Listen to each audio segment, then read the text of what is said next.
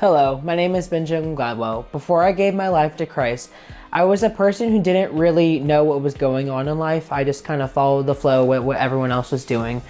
Christ got presented to me, I think in 4th or 5th grade, and it was through the greatest journey, and that really was one of the greatest journeys of my life. I got to meet Christ, and even though I've met him before, that was the week that really just transformed my life, and I'm now a follower of Christ. My name is Landon Burn. Before I gave my life to Christ, I was easily manipulated by things by the world, but as I've grown in my relationship with him, I've learned to allow God to work in my life instead of these other influences around me. Hi, my name is Faith Cooper. When I gave my life to Christ, I was 7 years old. At the beginning of my walk, I was more focused on my relationship with my friends rather than the Lord. And now, recently in my walk, I have learned to prioritize the Lord over everything else.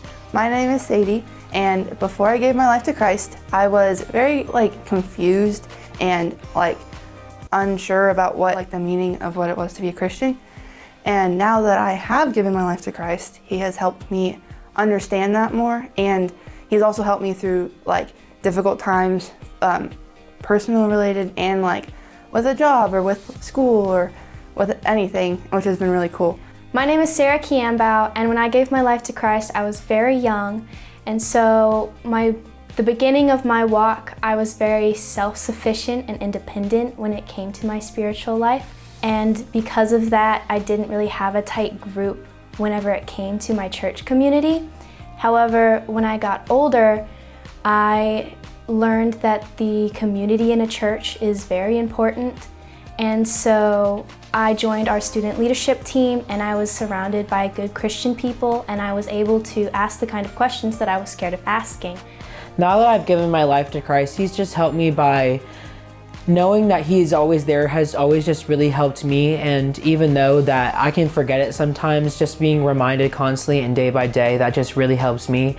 And just another thing that really helps me is having a strong community around me that really helps me and pours into me and keeping me accountable. Now that I'm older and I've been a part of that group for a very long time, I've learned to be more purposeful whenever it comes to talking to people. When I see people who are kind of sitting by themselves, I've learned to go up to them, talk to them, and be a person that they can always go to and build a community with them, because I know that that was a struggle I used to have.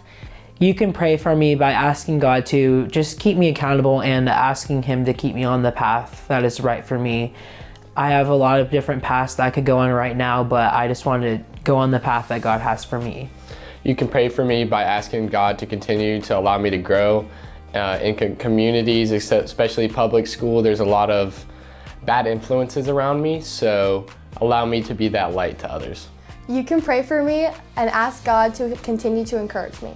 Something you could pray for me for is to ask God to give me wisdom when I handle situations, just any in general, and that I am able to handle them correctly. And so if you would like to pray for me, one of the ways that I would ask is that you would pray to give me courage whenever I go out and I talk to some of the people, because that can be hard for me. I like to serve in the church a lot, and one of those ways I like to do is by leading our student-led worship on Wednesdays.